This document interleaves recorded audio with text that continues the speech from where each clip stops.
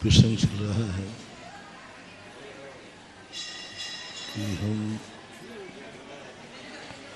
अपने जीवन की उन स्वयं शक्तियों को, ये गंदों तक बंद कर दें भाई,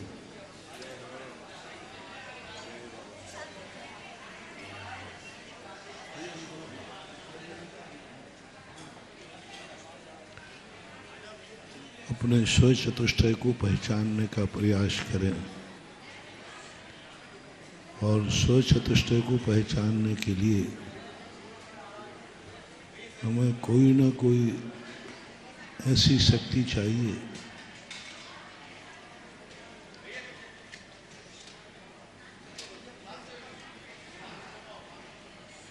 जो शक्ति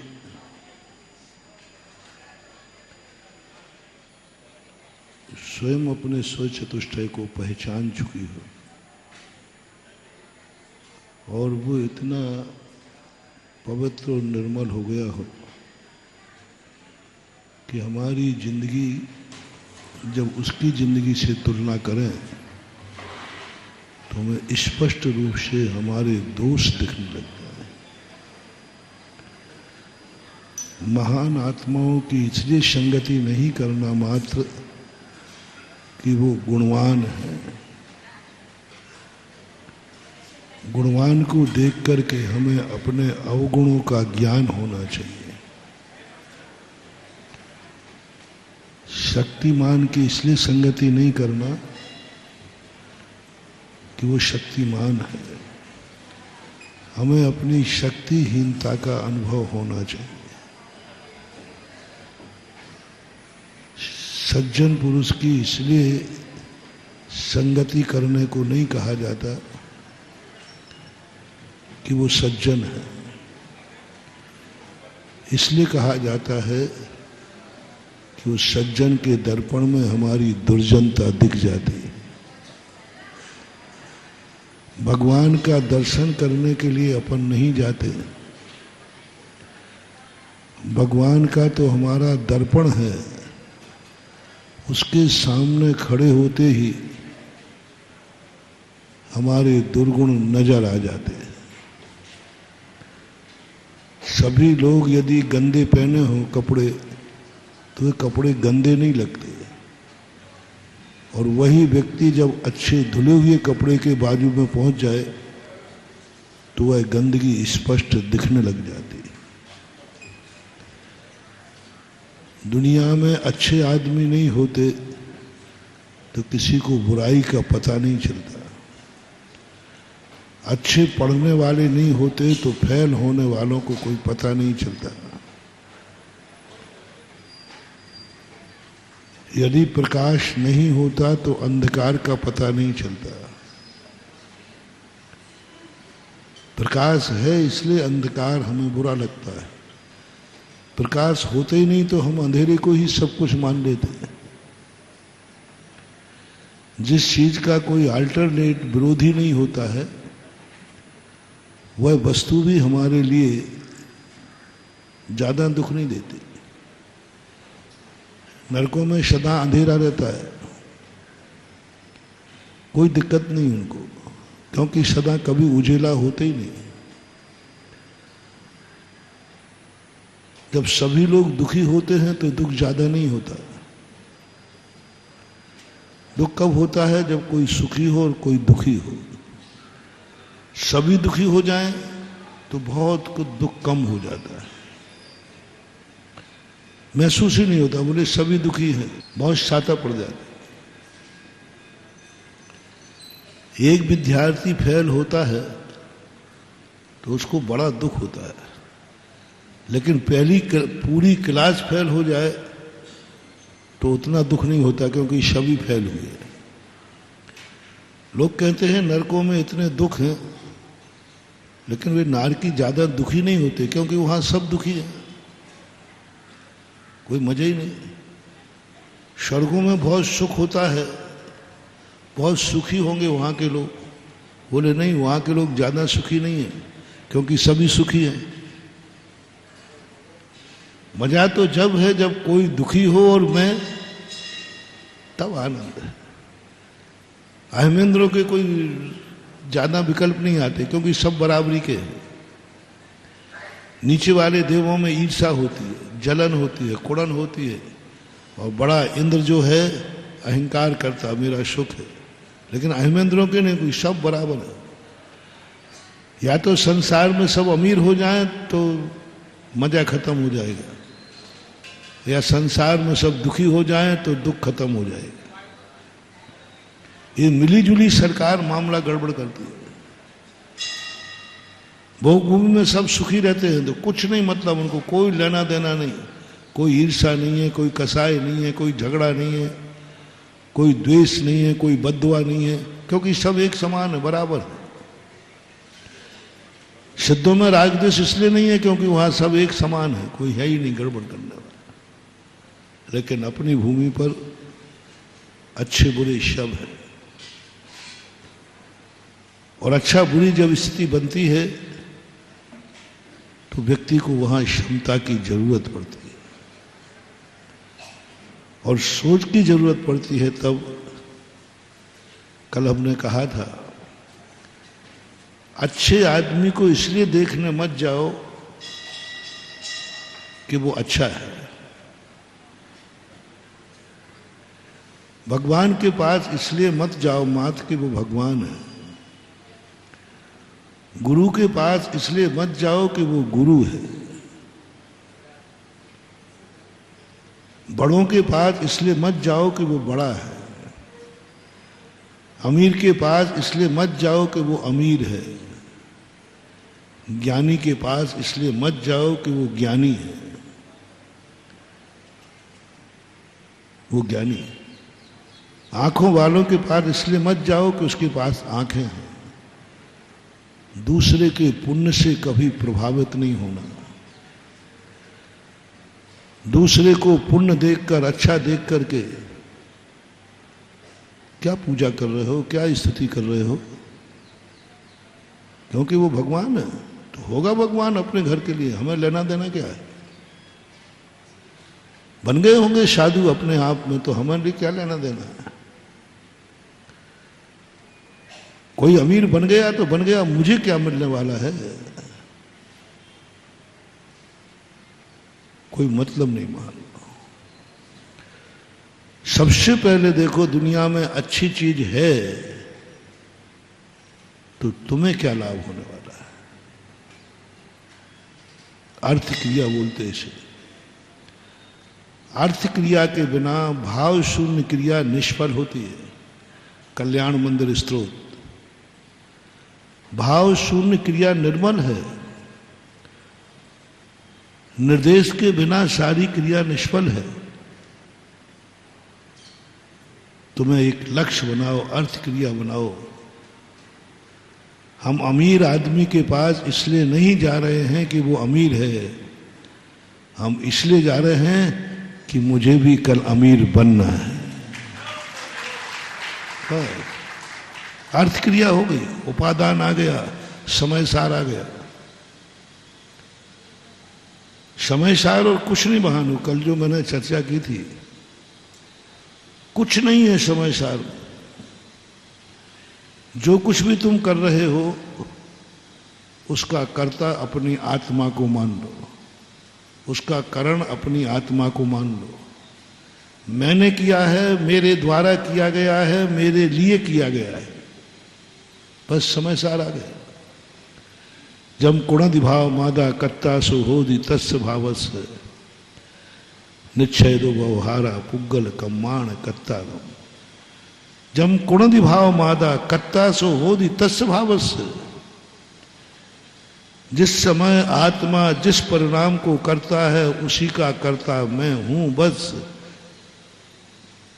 निमित्त बुद्धि हटा दो। निमित्त ने कुछ किया है, सामने वाले ने मुझे गाली दी है, नहीं, गलती तुम्हारी है, तुमने गाली सुनी क्यों? मुंह तुम्हारा था कि कान तुम्हारा था? सामने वाले ने गाली दी है, वो मुख किसका था? समय सार कहता है तुम दूसरे को रोकने के अधिकारी नहीं हो, उसका मुंह था, उसको गाली देना थी, दे दी। तुम कौन होते हो कि इसको गाली नहीं देना चाहिए? पर चतुष्ट है, नास्ति रूप होता है, तुम कुछ नहीं कर सकते, तुम्हारा काम ही नहीं है कुछ भी करना। उसका मोह है, उसको आज गाली देने का भाव हुआ, दे दी गाली। तुम्हें भाव आ रहा है, तुम भी दे दो गाली। जो उसकी गति होगी वो तुम्हारी गति होगी। वो कहे कि साहब मेरे मन में भाव आया गाली देने का, तुम कौन होते हो रोकने वाले? तो एक द्रव्य दूसरे द्रव्य को कुछ रोक नहीं सकता? बोले नहीं रोक सकता। दोनों तरफ से लेना, मैं एक अच्छा मॉडल भी दूंगा और एक खराब मॉडल भी दूंगा। समय सार एक ऐसी चीज है जो तुम्हें बर्बाद कर दे और तुम्हें आबाद कर दे। समय सार इतना खतरनाक ग्रंथ है, ग्रंथराज है, उसका अनुकरण किया तो तुम ऐसे बर्बाद होगे, ऐसे बर्बाद होगे, ये सारा संसार बर्बाद कर देगा। ये समय सार कुछ भी नहीं बचेगा।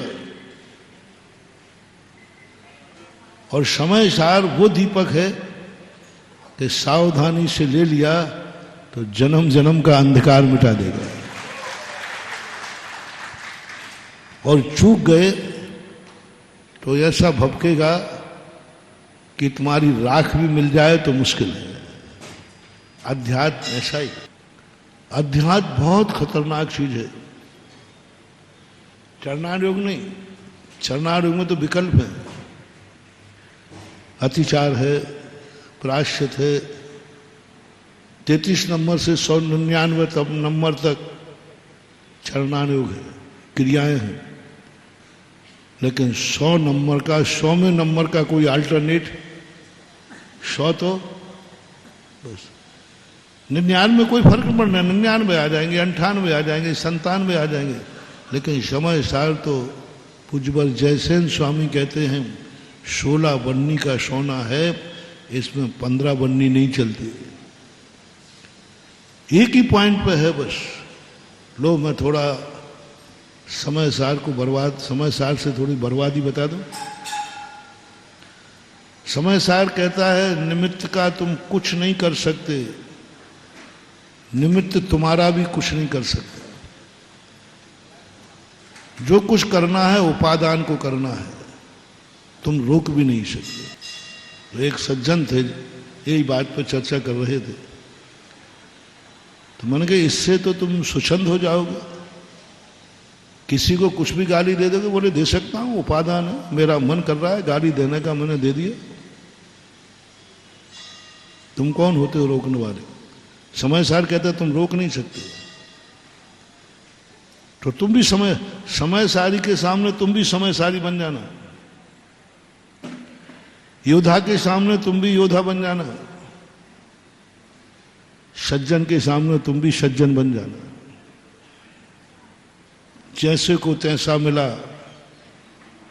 बड़ा मजा आएगा, बहुत आनंद आएगा। समय सारी के सामने समय सारी बन जाओ, मजा आएगा। मैं भी बन जाता हूं कई बार। तो मैंने कहा कि ठीक है भाई, ये पक्का रहा,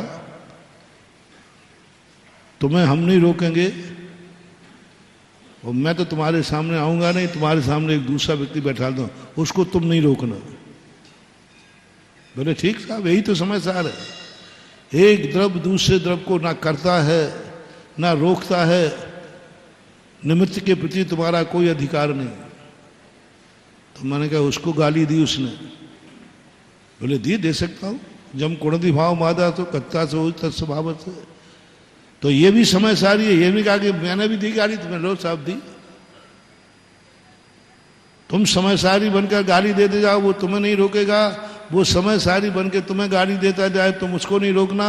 वो तुम्हें थप्पड़ मारे, तुम उसको मार देना। वो तुम्हारे प्राण लेवे, तुम उसके ले लेना। समय सार का काम यही है, क्योंकि एक द्रव्य दूसरे द्रव्य का कुछ।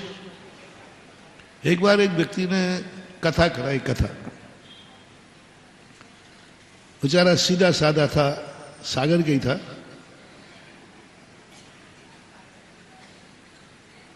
सीधा साधे का अर्थ जानते तुम क्या होता है? सीधा साधे का अर्थ होता है मूसर चंद।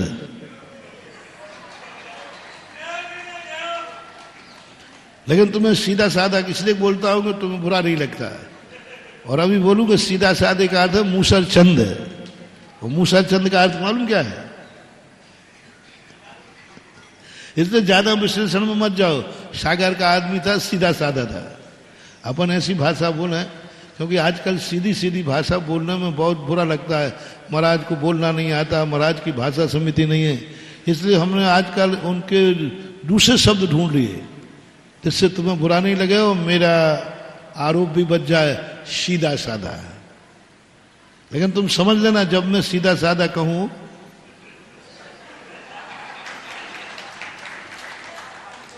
ये अपना कोड है। अरे भैया ये बहुत सीधा साधा आदमी है, इसका अर्थ है वो था बेचारा सीधा। उसने एक कथा की। पंडित जी थे, वो पंडित जी भी सागरी की ले लो। पंडित जी ने कहा, देख भाई तू बहुत सीधा साधा आदमी है, हम कथा शुरू कर रहे हैं, तो बीच में बार बार मुझे समझाना पड़ेगा क्योंकि तू कुछ भी नहीं समझता, मूसर चंद है कुछ, इसलिए मैं कथा शुरू। जैसा मैं कहता जाऊं वैसा तू कहते जाना, और जैसा मैं करते जाऊं वैसा तू करते जाना। मैं जो बोलूंगा वही तुझे बोलना है। मैं बोलूंगा स्वाहा, तुम्हें क्या बोलना है? हाँ। मैं जो करता जाऊं, ये चावल चढ़ा दिए, तुम्हें क्या चढ़ाना है? चावल। उन्होंने कहा जी साहब जैसी आप कहोगे, देख कुछ भी गड़बड़ नहीं होना चाहिए, बिल्कुल ठीक है। पंडित जी ने कहा ठीक है, बैठ पटा पे। तो अभी शर्त क्या लगी थी? जो मैं बोलूं बैठ पटा पे। पंडित जी ने कहा बैठ पटा, भाई पटे पे बैठ जा। तो उसने क्या कहा? बैठ पटा पे। अरे भाई तू बैठ, तू बैठ, तो मुझसे बोल रहा है, तो मुझसे बोल रहा है, तुझे समझ में नहीं आता, तुझे समझ में नहीं आता। क्योंकि उस बेचारे को क्या कहा था? क्योंकि मूसर चंद तो मूसर चंद ही होगा।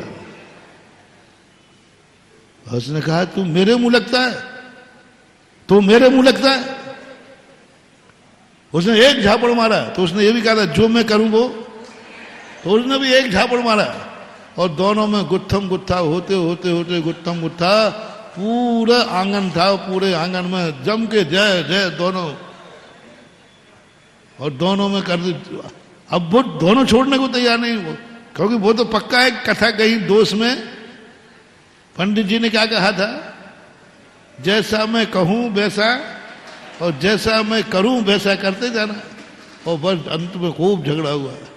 दादी माँ ने कथा कराई थी, तो दादी माँ कहती है पंडित जी हमें क्या मालूम कि इतनी लंबी चौड़ी कथा होती, नहीं तो हम पूरे आंगन को सो देते। हम तो समझते थे कथा इतनी इस स्थान पर, अब कथा तो ये पूरे आंगन में हो गई। पहले से मालूम होती तो हम पूरे कथा को चौक, पूरे आंगन को चौक पूरते थे। और अंत में जब दोनों थक गए, वो कहता है यार मैं तो थक गया, बहुत जोर से मारा। बोले यार मैं तो थक गया, बहुत जोर से मारा। समझ रहे हो ना कथा? ऐसी कथा हो रही है, ऐसा धर्म हो रहा है। हम नकल तो कर रहे हैं, लेकिन अकल। कहने वाले ने भी ठीक नहीं कहा, और सुनने वाले ने भी ठीक नहीं हुआ। अब ये कथा सीधी सादी हो गई कि टेढ़ी हो गई? हुआ था ना, अरे ये कथा करना। तो माँ जी बोली दादी ओहो ये कथा तो बहुत टेढ़ी खीर है, मेरे बेटे की हालत खराब हो गई। अरे मेरे बेटे की हालत खराब हो गई, कथा में इतना पिटना पड़ता है। पंडित जी कहते तेरा बेटा तो ठीक है, मेरे पंडित की क्या दशा कर दी इसने, ये तो दे। तो माँ जी दादी पूछती हैं पंडित जी हर कथा में आपकी यही हालत होती है क्या? हर कथा में यही आपकी हालत होती है क्या? ओह फिर भी पंडित जी आप कथा कराते हैं, धन्य है धन्य है। उपसर्ग विजेता, वो पंडित जी जो कथा कराता है उसकी यही दशा होती है, फिर भी लोग कथा करा लेते हैं। दादी ने कहा पंडित जी ये कथा तो बहुत टेढ़ी खीर है। टेढ़ी खीर जानते क्या होती है? खीर और टेढ़ी समझ में नहीं आए, मुहावरा कहां से चला। टेढ़ी खीर, और खीर तो टेढ़ी होती है क्या? इसकी भी एक कहानी है। टेढ़ी खीर इसलिए होती है कि एक अंधा भोजन कर रहा था, भोजन करने बैठा, बाजू में आंखों वाला बैठा, तो आंखों वाले ने शुरू कर दी। अंधा कहता है कि मुझे तो दिखता नहीं। पड़ोसी से बोले भाई, बोले भाई साहब ये खीर कैसी है? बोले ये खीर सफेद है। कैसी है? अब अंधा कहता है सफेद क्या होता है भाई साहब? सफेद क्या होता है? उसने कभी सफेद देखा ही नहीं था। तो बोले सफेद है ये। बोले कैसे सफेद है? बोले बगला जैसा होता है ना, सफेद बगला जैसा। और अंधे ने कभी, अब वो कहता भाई साहब बगला कैसे होता है? तो इसने तो अपने खाने में लगा था, उन्हें बगला ऐसा होता है। अंधे ने कहा ये तो टेढ़ा है। ओ बगला ऐसा टेढ़ा होता है, बगले जैसे सफेद खीर है, खीर टेढ़ी है। उसने थाली हटा दी, बोले ये तो टेढ़ी खीर है, मेरे गले में अटक जाएगी। भूखा उठ गया वो। बोले मुझे नहीं खाना। अरे भाई खा तो ले। बोले नहीं, खीर टेढ़ी है। अब बोलो, समझाने वाले को इतनी अकल नहीं आई कि अंधे को समझाना है। लेकिन उसने तो कह दिया खीर सफेद है, सफेद बगला जैसा है, और बगला टेढ़ा है, और बेचारा भूखा मर गया। यही हो रहा है। कल जो अपन ने प्रसंग समझा था, यही तो स्थिति बन रही है कि समय सार वही है, जिनवाणी वही है, तत्व वही है, अंतर किसमें आ रहा है? समझाने वाला ये नहीं समझ पा रहा है कि सामने पात्र कैसा है, सामने वाला पात्र कैसा है, अंधा है या आंखों वाला है। इतनी सी चूक होने से दिशा तो सही है, लेकिन दशा की दुर्दशा हो रही है। दिशा गलती नहीं है, दिशा सही है, खीर है, लेकिन दशा कहां ले गए वो? दशा सही थी, कथा कराना कोई पाप नहीं है, लेकिन कथा की दशा ऐसी हो गई, इतनी टेढ़ी खीर हो गई। और दोनों उपादान में हैं, तुम उपादान को देखो, हम उपादान को देख रहे हैं। और दोनों उपादान में आ जाएंगे, एक दूसरे को मार डालेंगे, और कह रहा मैंने मारे ही नहीं है। एक द्रव दूसरे द्रव का कुछ करते ही नहीं, मैंने मारे ही नहीं। अकल जब आएगी जब उसको मारोगे, तो वो भी कह देगा साहब मैंने मारे ही नहीं, क्योंकि ये खुद ही कह रहे हैं कि एक द्रव दूसरे द्रव का कुछ करता नहीं है। केस फिनिश हो जाएगा।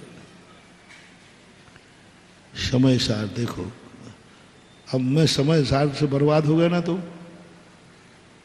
कथा से बर्बाद हो गया कि नहीं है? हो गया। हाँ महाराज, अब ऐसी कथा में कराना ही नहीं। अब उसी समय सार को, उसी स्वाध्याय को ऐसा किए देता हूं कि तुम समय सार पढ़ने के बाद इतने खुद नसीब हो जाओगे कि तुम समय सार को कभी छोड़ने का भाव नहीं करोगे। वही समय सार है,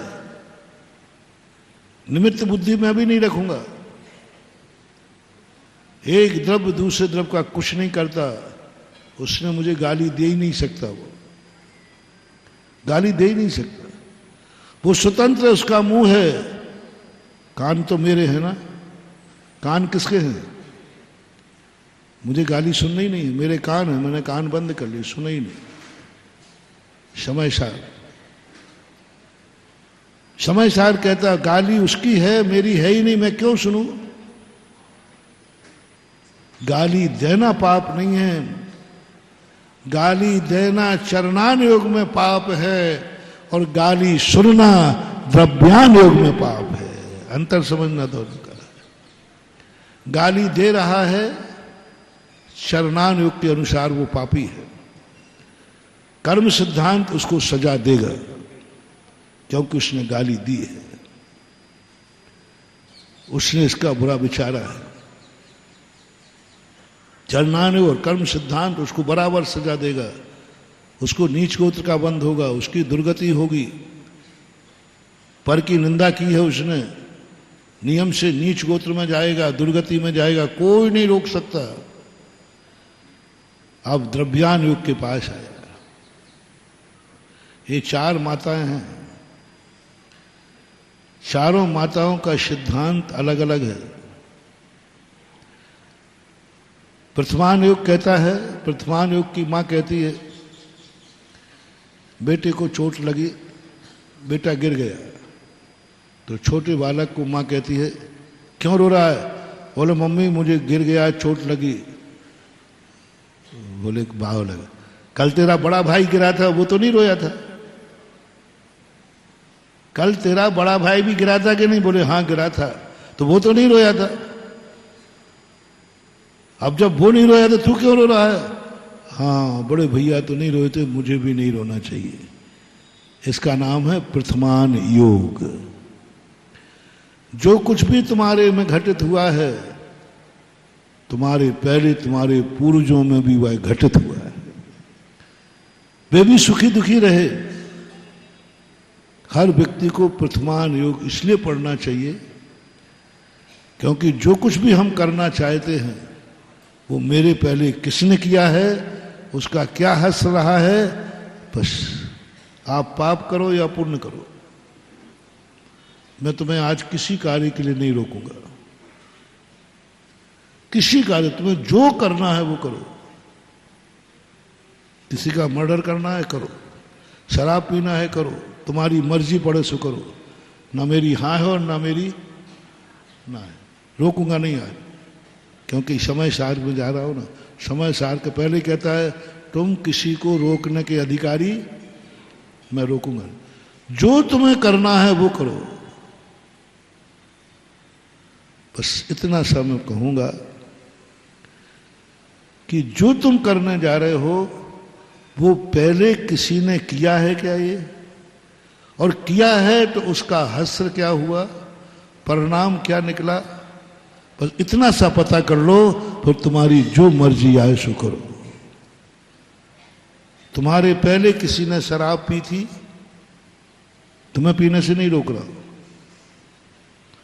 बस इतना सा कह रहा हूं, तुम्हारे पहले किसी ने पी थी, उसका हालत क्या हुई, पहले उसको देख के आना। तुम बाद में पीना, पीने के लिए मना नहीं कर रहा हूं, लेकिन पीने के पहले जिसने पी रखी है उसको पहले देखो। पीने के बाद वो नाली में पड़ा है, तो शराब पीने वाला नाली में पड़ता है, मैं पीऊंगा तो नाली में पड़ूंगा। नाली पसंद है? नहीं पसंद हो तो मना नहीं करूंगा। हाँ मरा नाली, अरे बड़ा आनंद है नाली का। एक व्यक्ति ने कहा महाराज शराब में बहुत आनंद है। बोले जिंदगी में हम कभी राजा नहीं बन पाएंगे, लेकिन बोतल पीने के बाद I am king. Padmanandi Panchavimshati कार ने क्या लिखा मालूम? नाली पीने वाले, नाली वाले जो शराब पीते हैं वो एक बार शराब पीने के बाद, फिर मैं कुछ नहीं समझाऊंगा, पीने के पहले मेरी बात सुनो। पद्मनंदी विंशति कार लिखते हैं कि शराब पीने के बाद वो नाली में पड़ा था और उसी समय एक कुत्ता आया। कुत्ता अक्सर कर नाली में पड़ी हुई चीज पर लघु शंका करता है, सूसू करता है। बस उसने देखा ये पड़ा है, 3 पैर धरनी धरे, एक धरे आकाश, पिन गरजे मेघा बरसे, बताओ कौन सा ना हो। और कोई जानवर ऐसे लघु शंका नहीं करता, कोई भी जानवर 3 पैर धरनी धरे, एक धरे। कभी कुत्ते को लघु शंका करते देखा? अब देखना जाके। कुत्ता 3 पैर तो नीचे रखता है और एक धरता है और लघु शंका करता है। और वो शराबी वहां पड़ा हुआ था, वो उसके मुंह में पड़ी लघु शंका। मुंह में जब लघु शंका गई तो उसने कहा मधुरम मधुरम, और आने दो। देखो, मुझे पता नहीं था कि शराब का स्वाद क्या है।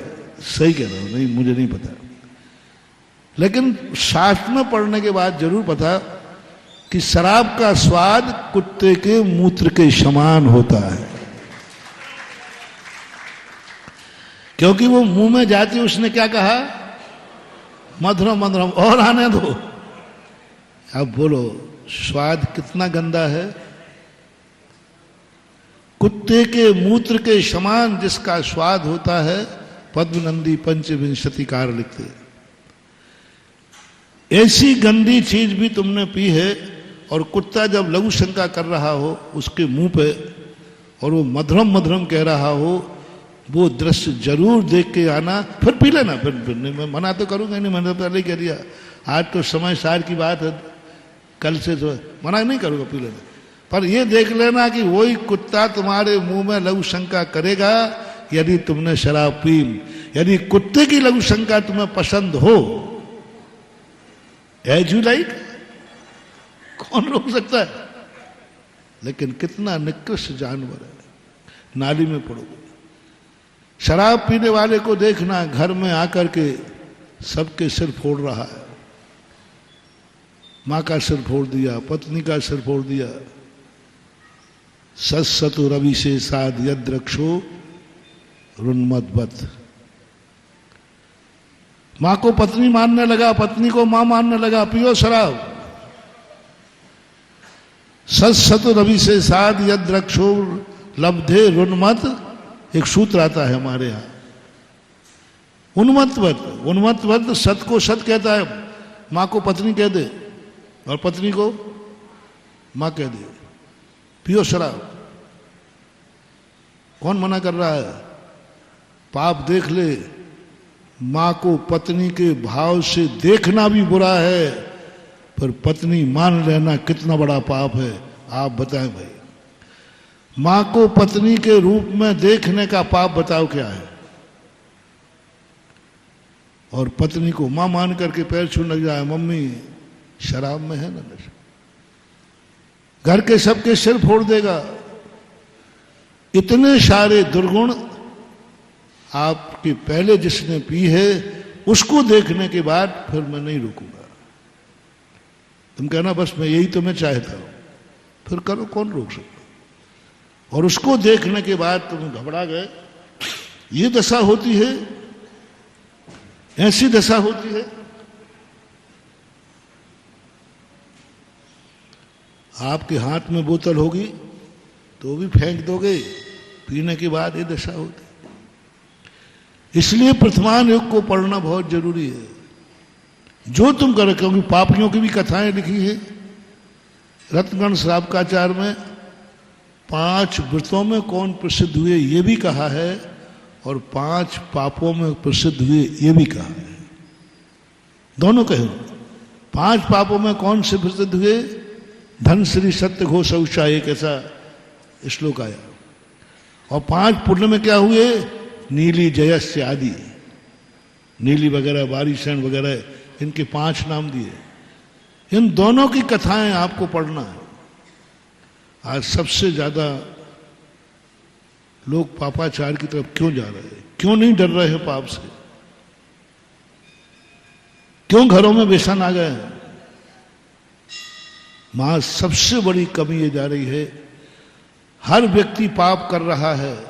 मन आया पाप कर लिया, मन आया क्रोध कर लिया, मन आया व्यसन कर लिया। फल जो मिलेगा देखा जाएगा, फल जो मिलेगा वो देखा जाएगा। भविष्य में फल मिलने की कल्पना से हम तुम्हें डराते हैं, तुम नहीं डरोगे। बोले महाराज कल जो होगा देखा जाएगा। भविष्य की कोई भी अनर्थ करो, कोई भी बात तुम्हें बताओ, तुम तुरंत तुम्हारा मन कहेगा भविष्य की बात है ना, देखा जाएगा। इसलिए मैं भविष्य की बात नहीं बता रहा हूं, मैं अतीत की बात बता रहा हूं। और अतीत की दुर्घटना जब जिंदगी में किसी के आ जाती है तो दोबारा करने पर उसकी रूह कांपती है, क्योंकि उसने एक बार करके देख लिया है। बच्चे से कहो, बच्चा दीपक को मत छूना, जल जाएगा। क्या कहा माने? तू जल जाएगा। बच्चा कभी सुन ही नहीं सकता, सुन ही नहीं सकता। जाएगा लगा दिया ना, देख छुएगा तू जल जाएगा। बच्चा कहता है चिल्लाने दे, इससे क्या होता है। वो जाके दीपक को पकड़ लेगा। अब वो जल गया, अब फिर दोबारा कहना बेटा दीपक को छू ले। पहले माँ ने कहा था बेटा हो तत्ता है, छूना मत। क्या कहा? हो तत्ता है, छूना मत। उसके कान पे जुआ नहीं रहेगा। अब उसने एक बार छू लिया, आज वो जल गया, और कल जाकर के फिर उससे कहना बेटा ये दीपक को छू ले। तो अब बच्चा कह रहा मम्मी नहीं, हो बोलो ना, हो तत्ता है। मां कह रही थी जब नहीं सुना, अब वो खुद कह रहा है हूं तत्ता है, क्योंकि वो एक बार। तो अतीत में जब व्यक्ति की दुर्घटना घट जाती है तो वह पाप करने के लिए उसकी आत्मा कांप जाती है। और यदि हम भविष्य की कहते रहें तो होगा भविष्य में, कह रही होगी मां। इसलिए शास्त्रों में सबसे पहले कहा नरकों का वर्णन करो, पापियों का वर्णन करो, पापों का वर्णन करो। गजब की बात। सिद्धांत जितने ग्रंथ हैं, अच्छी बात बाद में करते, बुरी बातें पहले करते। छह डालाकार ने कहां से शुरू किया? निगोद से, निगोद से किया। निगोद मझार, निगोद से शुरू किया। देखो सबसे बड़ा पापी कौन है। फिर नरकों का वर्णन किया, पाप और पापियों की क्या दशा है। नीचे से शुरू होते। सिद्धांत ग्रंथ की सबसे बड़ी विशेषता है, वो तुमसे पाप बाद में छुड़ाएगी, पहले कहेगा जो सबसे बड़ा पापी है उन पापियों की कथाएं सुनो। तुम्हें तो पाप करना है, करो, पहले पापी की कथा सुनो क्या है। वो कहाँ गया, नरकों में कौन गया, कैसे जाते हैं, ये सारा वर्णन। फिर त्रियंशों का वर्णन, फिर मनुष्यों का वर्णन, फिर देवों का वर्णन, फिर चतुर्गति वर्णन, 84 लाख योनियों का वर्णन। उसके बाद जाकर अंत में जाकर के मोक्ष का वर्णन, और मोक्ष की बात कहते हैं। क्यों कहा है? सीधी मोक्ष की बात करो ना। सीधी आप मोक्ष की चर्चा कीजिए, हमें मोक्ष जाना है। नहीं, तुम मोक्ष जा ही नहीं सकोगे। तुम मोक्ष की बात सुनकर के कल्पना कह दोगे, और हम कितने भी तुम्हें डराएं तुम मानने वाले नहीं हो। तुमसे कहा गया। इसलिए पहले मंदिरों में प्रथमान युग की वाचना होती थी, इसलिए घरों में पाप कम थे, पापी भी कम थे। क्योंकि वो क्या पढ़ते थे? हर मंदिर में वाचना होती थी, पद्म पुराण की, हरिवंश पुराण की गद्दियां थी मंदिर मंदिर में। शाम को व्यापार से मुक्त होकर, क्योंकि लाइट तो होती नहीं थी, लालटेन था, अपने शाम को धंधा किया और सीधे मंदिर में पहुंचकर महिलाएं पुरुष सब बैठ के प्रथमान युग की वाचनाएं करते। और प्रथमान युग में जब अच्छे बुरे कार्यों का वर्णन मिला, उनकी दुर्दशा देखी, तुरंत वही व्यक्ति संकल्प कर लेता था कि आज के बाद मैं ये पाप नहीं करूंगा, क्योंकि पाप करने वाले का हास्य देख लिया। वही नियम प्रथमान योग करने वाला मेरा दावा है, और ये दावा मैं इसलिए कर रहा हूं, पूज्यवर समंत्रभद्र महाराज का दावा है। प्रथमान योग मर्थाख्यानम चरितम पुराणम अपि पुण्यम बोधि समाधि बुधानम बोधति बोध समीची। गजब की बात करी। दूसरे की कथाएं पढ़ने से उन्होंने कहा बोधति बोधा बोधि समाधि निधानम। यदि तुम्हें अपना मरण सुधारना है, तुम्हें अपनी जिंदगी सुधारना है, तो तुम अपना चरित्र नहीं, अपनी जिंदगी नहीं, बोधित बोधा पुराण पुरुषम, जो पहले लोगों ने अपना कार्य किया है उनको पढ़ो। व्यापार में जाने के पहले जो व्यापार कर रहे हो, क्या तुम्हारे पैसे कोई व्यापार किया है किसी ने? उसकी क्या हालत हुई? इस दुकान पर बैठने के पहले विचार करो, मेरे पहले किसी ने दुकान की है यहाँ क्या? उसका क्या हाल हुआ? इस रास्ते पर जाने के पहले सोचो, इस रास्ते पर पहले कौन गया है, उसका क्या हश्र हुआ है, ये सब जानो। अनभ्यस्त विषातु परतः, जिस चीज का हमें अभ्यास नहीं है, पर का आलम्बन लो। और पर का आलम्बन आज के प्रसंग में प्रथमान योग है। प्रथमान योग पढ़ने वाला नियम से वृत्ति होकर मरेगा। प्रथमान योग पढ़ने वाले को नियम से उसके त्याग के भाव आएंगे ही आएंगे। समय सार पढ़ने वाला अब बहुत पापी होकर मर सकता है। जैसे मैंने कहा ना, एक द्रव दूसरे द्रव का कुछ नहीं करता, वो स्वच्छंद हो जाएगा। समय सार पढ़ने वालों की दुर्गति हो सकती है यदि सही अर्थ नहीं निकाला तो। पूर्णता उपादान प्रधानी हो गए तो समय सार पढ़ने वाला एकांतवादी हो सकता है, प्रथमान योग पढ़ने वाला कभी एकांतवादी नहीं हो सकता। समय सार पढ़ने वाला कन्वा हो सकता है। कल का गाना याद है? हाँ,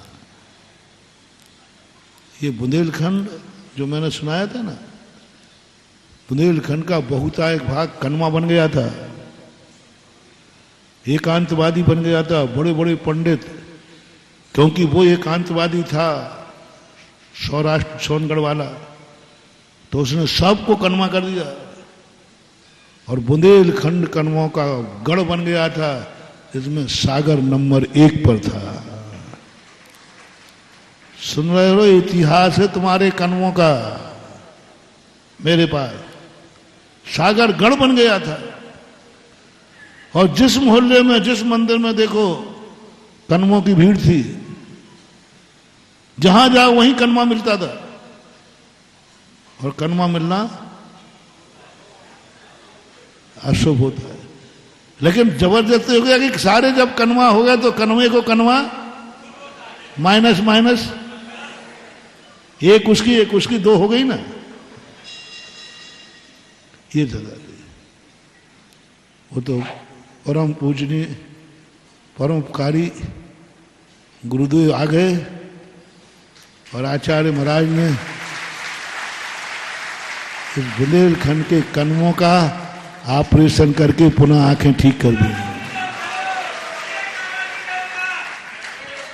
नहीं तो क्या एकांतवाद का मामला था। पूज्यवर शांति सागर महाराज आए, तब कटनी के अंदर कन्वों ने निर्णय कर लिया, इनको बुंदेलखंड में प्रवेश नहीं करने दिया जाएगा, बुंदेलखंड में प्रवेश नहीं करने दिया जाएगा। पंडित जी साहब जगन मोहन लाल जी ने सुनाया अपना समूह सुनाया। बहुत बड़ी अतीत की बड़ी विचित्र कहानी थी। पूज्य गुरुदेव आचार्य विद्यासागर महाराज जब 1980 में आए थे, तब आचार्य श्री को भी पसीना आ गया।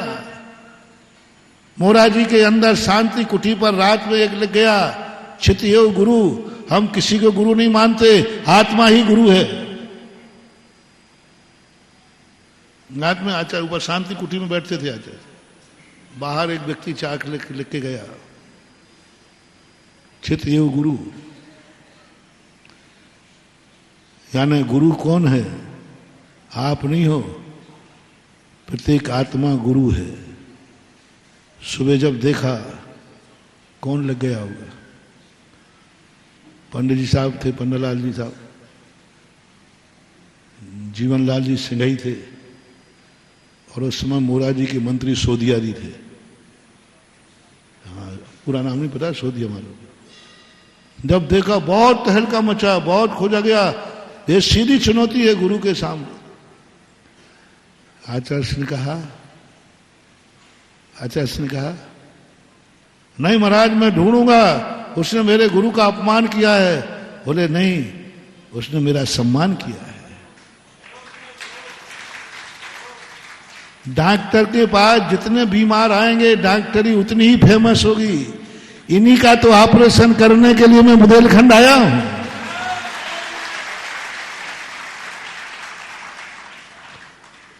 और इन्हीं को लेकर आचार्य महाराज ने जो दर्पण दिखाए सबको,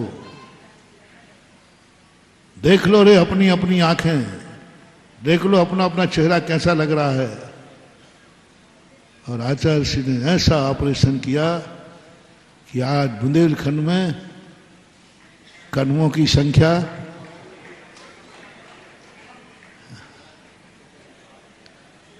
ये किसका उपकार है? पूज्य गुरुदेव आचार्य विद्यासागर महाराज का। बुंदेलखंड में प्रवेश कर गए। कौन साधु प्रवेश? बुंदेलखंड में आज तक किसी साधु की पटरी नहीं बैठी, कुंडली मिलती नहीं थी। कदमों से कौन कुंडली मिलाएगा?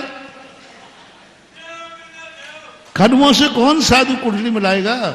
साधु तो 2 आंखों वाला होता है और बुंदेलखंड तो 1 आंख वाला हो गया था। सब एकांतवादी हो गए, सब यानी बहुत आए। उस समय आचार्य श्री ने कहा नहीं मैं मिलाऊंगा कुंडली।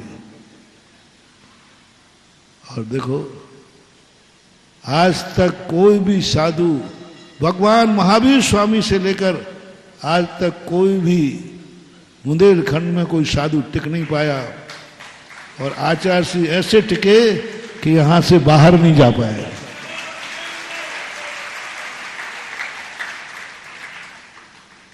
बाहर नहीं जा। तो ये नियम है। समय सार पढ़ने के लिए गुरु चाहिए। बिना गुरु के समय सार पढ़ोगे कन्वा हो जाओगे, एकांतवादी हो जाओगे, अपनी जिंदगी बर्बाद करोगे और पंडित को भी बर्बाद कर दोगे। और पंडित अपनी जिंदगी बर्बाद करेगा और जो कथा कराएगा उसकी जिंदगी खराब कर देगा, उसकी भी जिंदगी खराब करेगा। क्योंकि वो एकांतवादी है। एकांतवादी व्यक्ति अपनी जिंदगी तो खराब करेगा ही, वो तो काना है ही। उस काने की समर्थी के लिए वो दूसरे को भी काना बनाएगा। इसलिए बहुत कठिन था। कैसे होते वो तुम लोग भी जानते हो। एकांतवादी पंडितों का स्वभाव क्या होता है? वे अलग स्वभाव वाले होते हैं। एक पंडित जी थे। वो पंडित जी क्या करते थे? एक राजा को स्वाध्याय सुनाते थे। जैसे आजकल अध्यात्म करते हैं, जल से भिन्न कमल है, सम्यक दृष्टि के भोग निर्जरा के कारण है, एक द्रव दूसरे द्रव का कुछ करते ही नहीं है, आत्मा त्रिकालिक शुद्ध है, खूब खाओ पियो मौज करो, पुण्य और पाप सब बराबर हैं, पुण्य करना कि पाप करना एक लोहे की बेड़ी और एक बांधते तो दोनों ही हैं।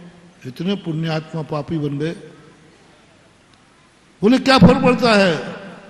एक मंदिर में जाके पूजा कर रहा है और एक कसाई बकरा काट रहा है, एक पाप कर रहा है एक पुण्य कर रहा है, दोनों बेड़ी हैं, दोनों बंधन है, दोनों में क्या अंतर है?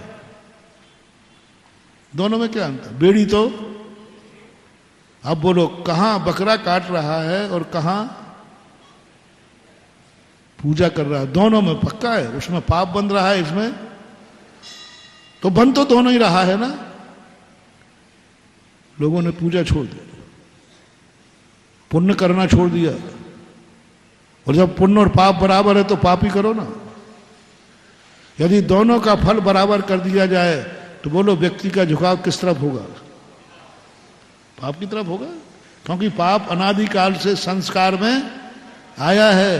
पुण्य कौन करेगा? क्योंकि फल दोनों का बराबर है।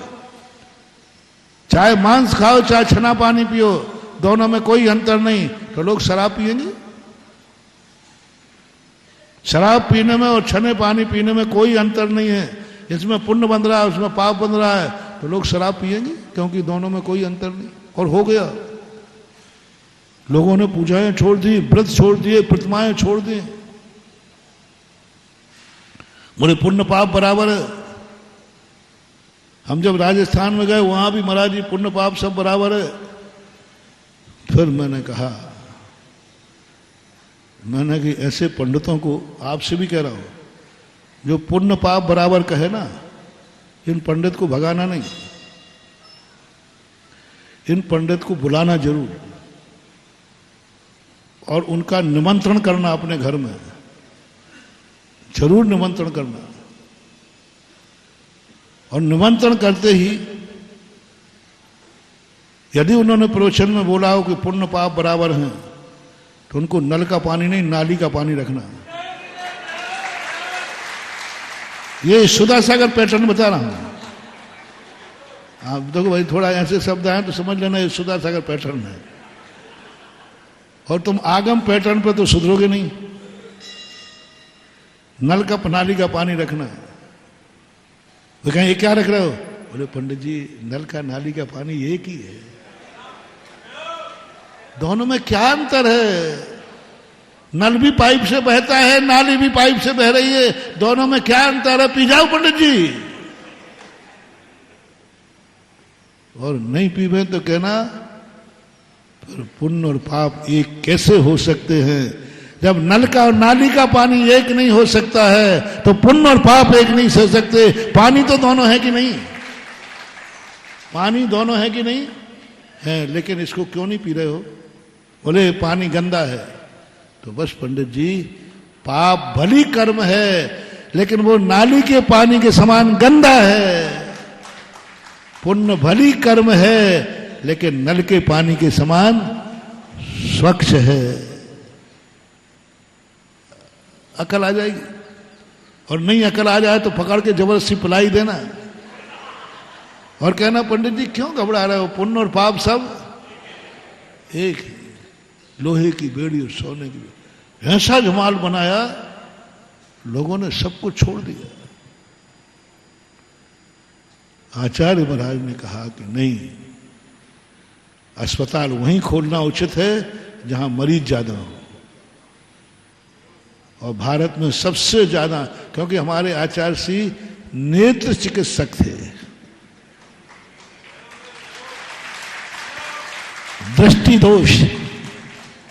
दोष हटाने वाले थे। अब जो कोई नेत्रों का डॉक्टर बने, वो अपनी अस्पताल कहां खोलेगा? जहां कन में ज्यादा हो। तो आचार्य ने कहा बुंदेलखंड में चलेगी ये दुकान। और ऐसा ऑपरेशन हुआ कि बुंदेलखंड में अब सब दो आंखों वाले हो गए। क्योंकि अध्यात्म का स्वरूप है, बिना गुरु के कभी अध्यात्म नहीं पढ़ना। बिना गुरु के कभी, मैं पढ़ने की मना नहीं कर रहा हूं, मंत्र और अध्यात्म, मंत्र और अध्यात्म कभी बिना गुरु के नहीं करना। महानुभाव, कोई भी मंत्र हो गुरु के हाथ से लेना, गुरु की कस्टडी में जपना। कैसा भी मंत्र हो कभी स्वतंत्र मत जपना। या तो तुम गुरु बन जाओ, यदि गुरु नहीं बने हो तो मंत्र का जाप कभी भी बिना गुरु के नहीं जपना। गुरु से लो, विधि लो। दर्शन स्वामी ने, पुष्पदंत भूत बलि ने जो जाप किया, सिद्ध किया, वो गुरु ने मंत्र दिया।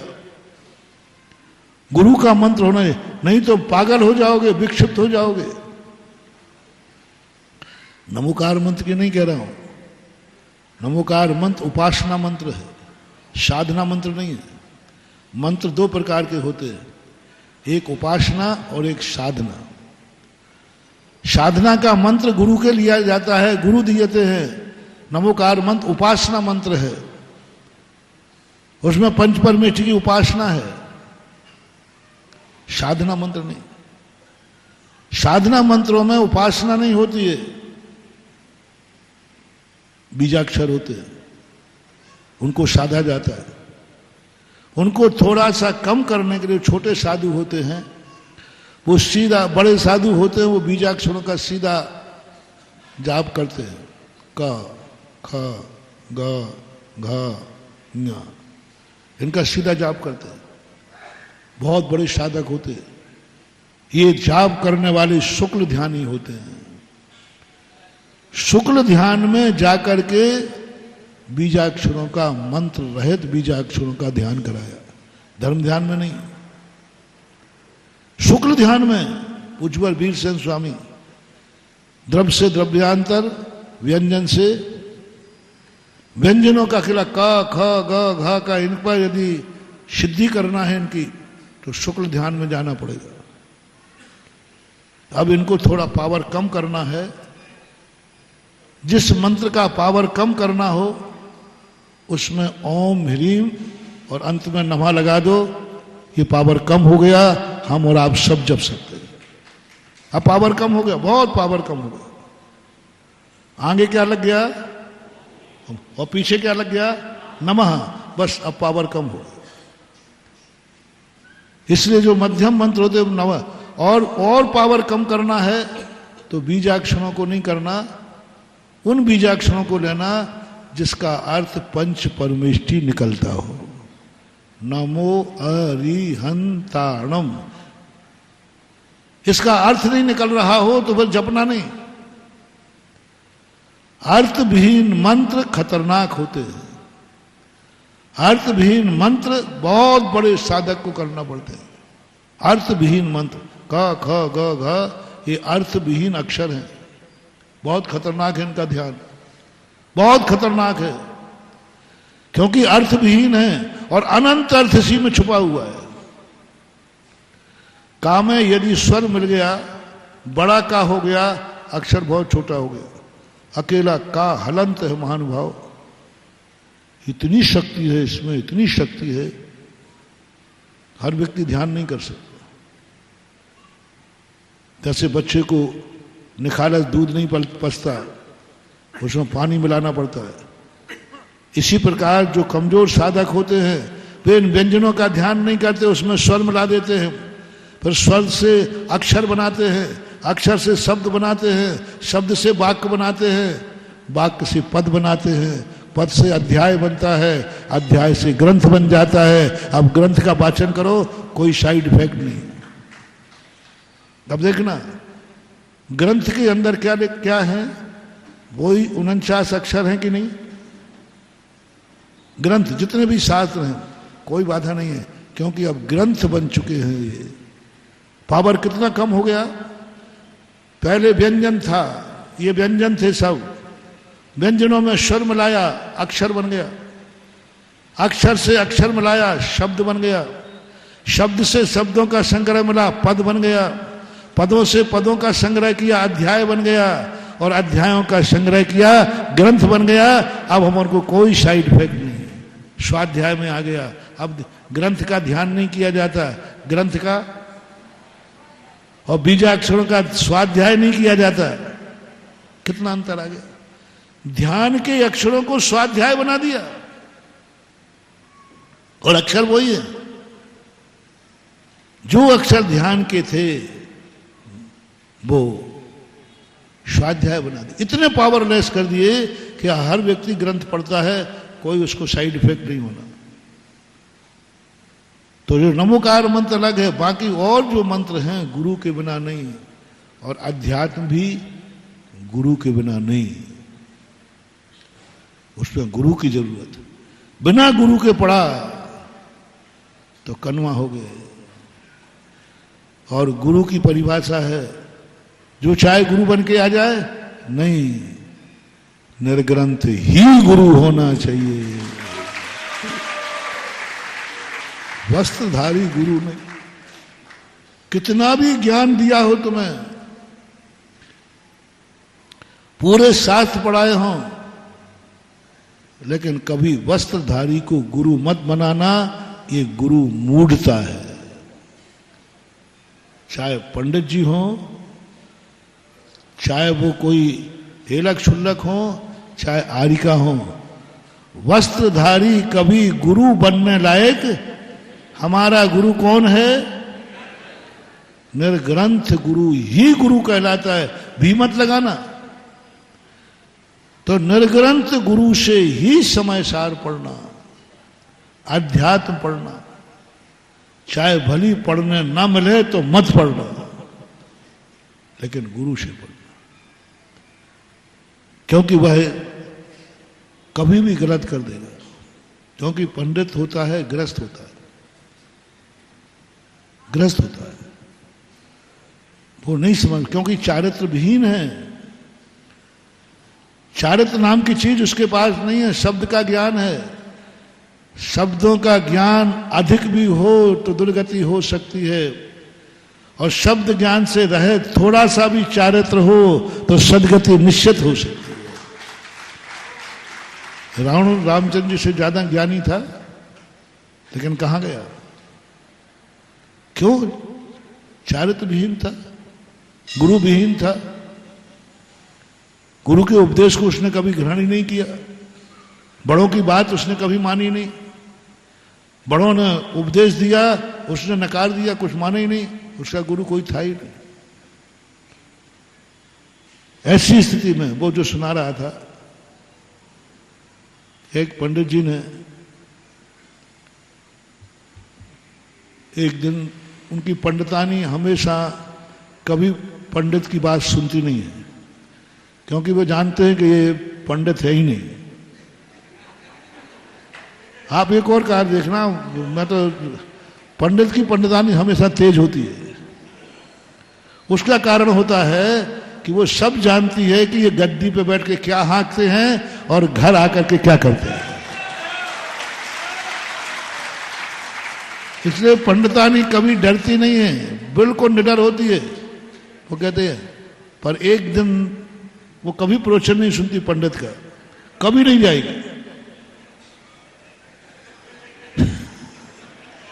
एक दिन चले गए, सुगंध दशमी का दिन था, संयम का दिन पड़ता है शायद उस दिन। तो पंडित जी कह रहे थे कि बैगन अभक्ष होता है, भटा भटा अभक्ष होता है। उसने सुन लिया, बोले अभी सुबह ही तो बैगन रख के आए घर में। हो लगता है कि शायद आज नई बात लिखी हो, अभी तक नहीं पढ़ी हो पंडित जी ने, और बहुत निंदा की, बैगन अभक्ष हैं, बैगन खावे तो दुर्गति होवे, ये होवे वो होवे। पंडित और प्रवचन खत्म होने के पहले जल्दी कौन उठती हैं? वो घर पहुंच गई, उसने सारे बैगन उठा के नाली में डाल दिए।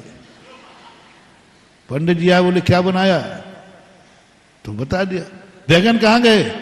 बोले आप भूल गए, आपने ही तो कहा था कि बैगन अभक्ष होते हैं, ये होता है।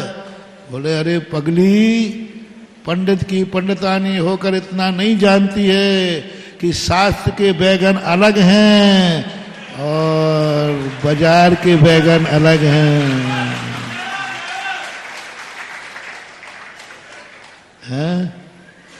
शास्त्र के बैगन, बाजार के बैगन अलग हैं। बताओ भैया, शास्त्र में कहाँ बैगन लगते हैं? अच्छा ये बात है, वो शास्त्र वाले बैगन नहीं खाना चाहिए। हाँ पगली, कहाँ डाल दिए? और नाली इसमें से उठाए और धो करके बनाए। बाजार के बैगन खा सकते हो। आज सुन रहे हो रे कनवा लोगों?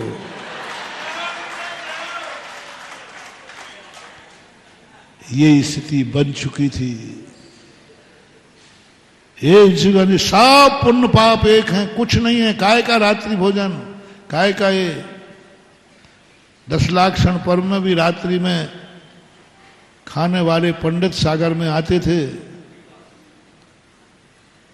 10 लाख क्षण पर्व में रात्रि में,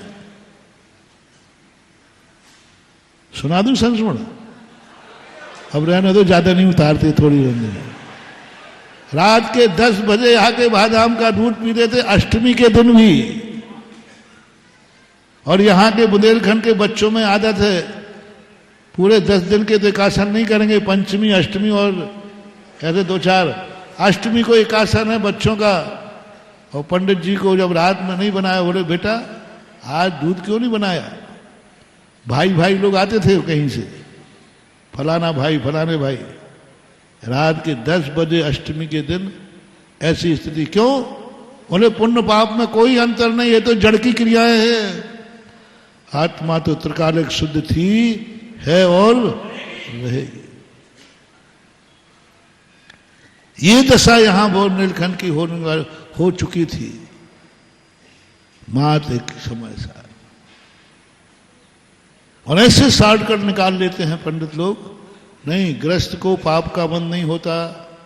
सम्यक दृष्टि कुछ भी करे, सम्यक दृष्टि को चारित मोह बस लेस न संयम पैश्वरनाथ, कोई भी चारित अंगीकार करने की जरूरत नहीं है।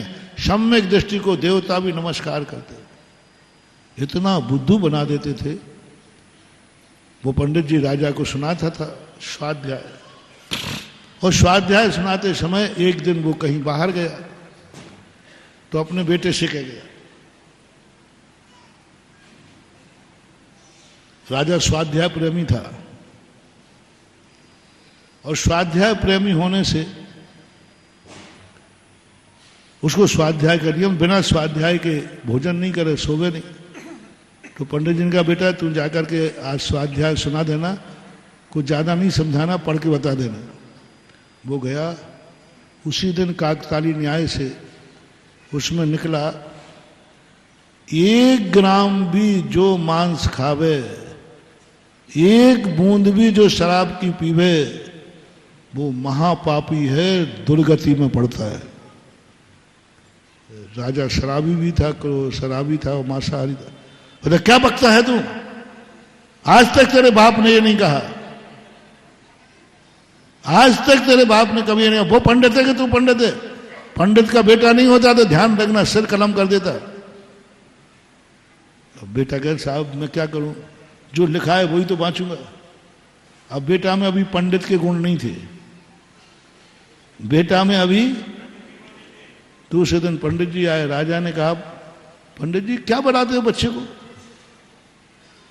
क्या पढ़ाते हो? बोलो लिखा है क्या इसमें,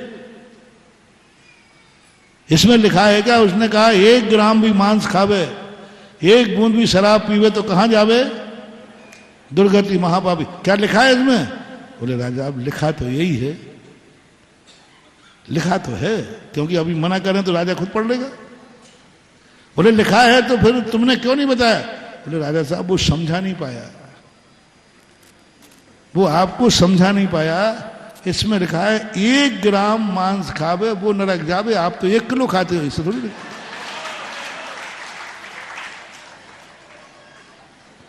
यहां लिखा है 1 बूंद शराब पीवे तो दुर्गति, तुम तो पूरी बोतल पीते हो। बोले हाँ अब ठीक है। कैसा रहा भाई? और सही में लिखा है परमाणु मित्तम पी रागा दीनम तु विज्जते जस्से न भी जान गोदू अप्पा भयम तु सब्बाग मधुरो भी लिखा है। परमाणु मात्र भी राग करे तो आत्मा को नहीं जान सकता, परमाणु मात्र करे तो नहीं जान सकता, उससे बड़ा करे तो ठीक है ना। 1 ग्राम मांस खावे तो दुर्गति जावे। 1 ग्राम कौन खाता है? 1 बूंद कौन पीता है? राजा ने कहा बहुत बढ़िया। राजा ने प्रसन्न होकर उसको हार दे दिया। बोले ये हुआ कोई मामला? ये पंडित लोग, ये बड़े आदमी, आप ये देखना जितने एकांतवादी बने, बड़े आदमी बने, बड़े बड़े सेठ बने, जो नगर के बड़े बड़े सेठ थे, क्योंकि उनको उन्होंने उपदेश दिया बिना संयम बिना त्याग के मैं तुम्हें आत्मा का दर्शन। और कल कहा था ना, आत्मा का दर्शन करने के लिए बुंदेलखंडी पागल होता है। और सबसे बड़ा क्या कह दिया उन्होंने? बिना संयम बिना चारित्र बिना पूजन बिना अभिषेक बिना मुनियों को हार दिए बिना कुछ नहीं करना, ना मुनियों के पास जाना है। बिना दर्पण के मैं तुम्हें चेहरा दिखाता हूं, कोई दर्पण की जरूरत नहीं, कोई गुरु बनाने की जरूरत नहीं, कोई भी कुछ भी नहीं करना तुम्हें। आओ मैं आत्मा को दिखाता हूं। ये बड़े आदमी सब पागल हो गए। सागर के जितने बड़े बड़े आदमी थे सब उसके दीवाने थे, जिनको तुम बहुत बड़ा कहते हो, बहुत बड़े जो सागर के सर्वश्रेष्ठ सेठ, सब मान पूरे सागर के सबसे बड़े माने जाते थे, वे उसके चेले थे। ऐसा सस्ता धर्म कौन बताएगा, बताओ भैया। ऐसा सस्ता धर्म कि 1 ग्राम खाओगे तो नरक जाओगे, 1 किलो खाने में नरक नहीं जाता, इससे अच्छा और सरल धर्म क्या होगा। परमाणु मात्र राग करोगे तो दुर्गति है, आत्मा को पूरा राग करो संसार से। ये उपदेश चालू हो चुके थे, अपने पुण्य के उदय थे, तुम्हारे और हमारे, अपन सबके। जो पूज्य गुरुदेव ने आकर के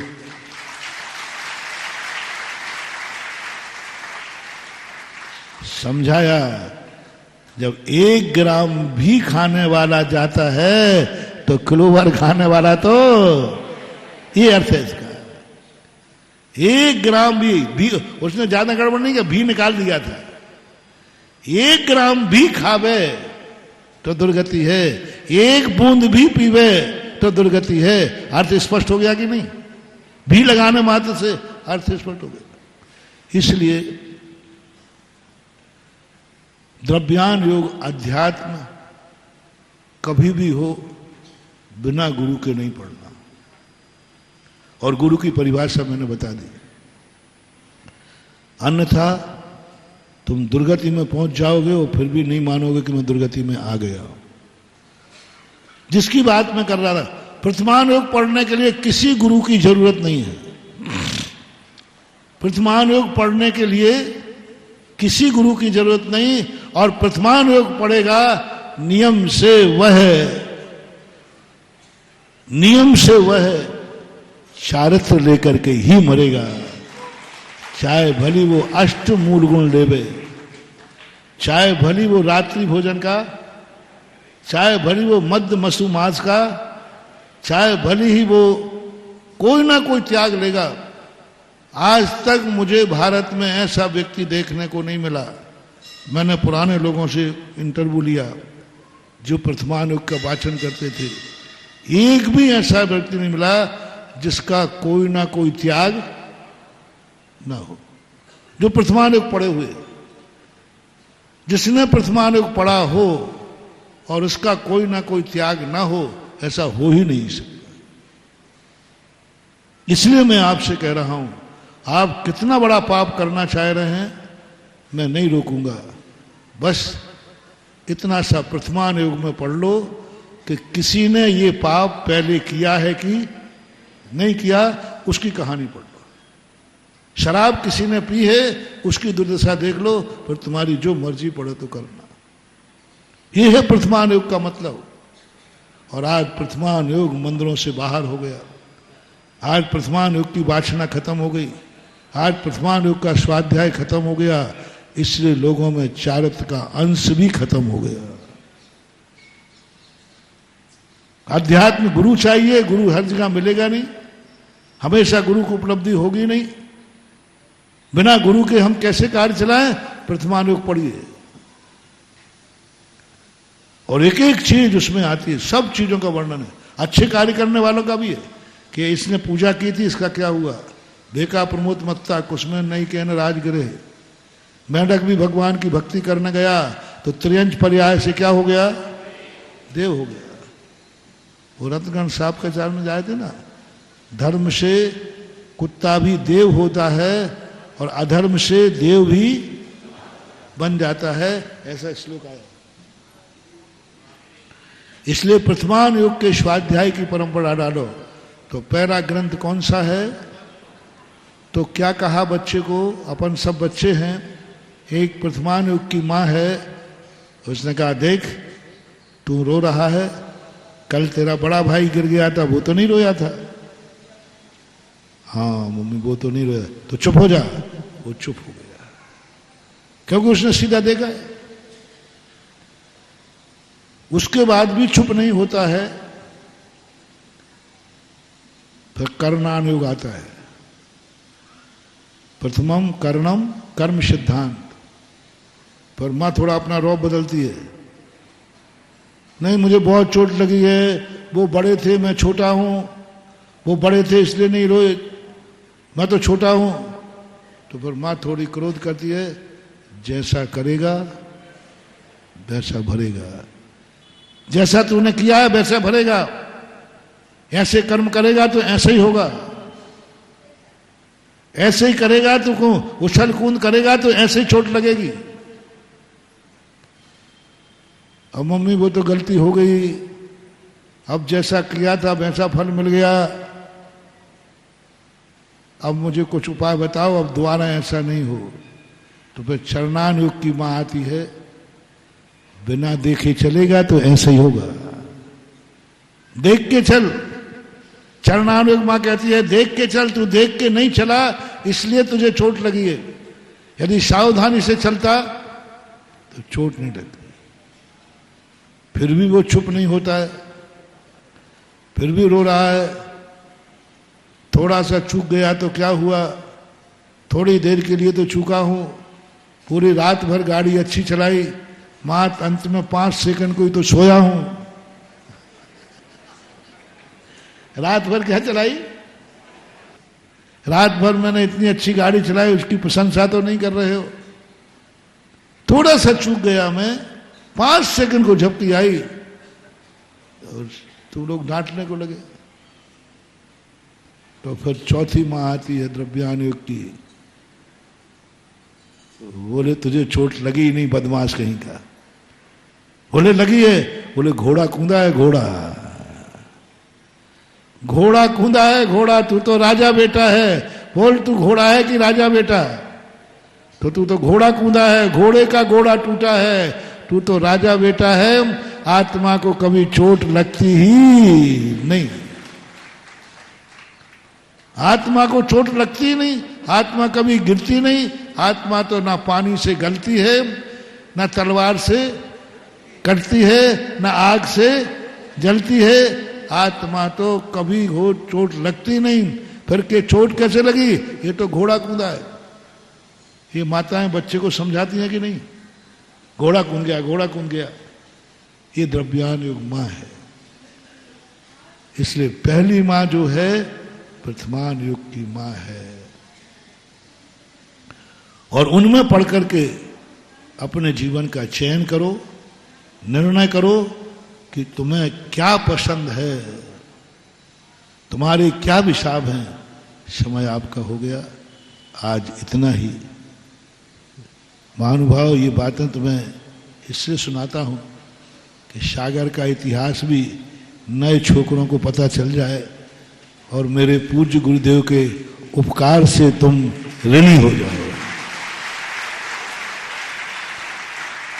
मेरे गुरुदेव ने बुंदेलखंड में क्या किया है, इसी सागर के अंदर मोराजी की शांति कुटी पर क्या लिखा था, बहुत चर्चा का विषय बना था, बहुत चर्चा का विषय बना। अंत में आचार्य श्री ने जिसने लिखा था ना, उसी का ऐसा ऑपरेशन किया कि उसने आके खुद कहा, महाराज आत्मा ही गुरु नहीं हो, आप ही मेरे गुरु हो। ये हुआ था। अभी इतना ही, कभी और सुनाऊंगा। महावीर भगवान की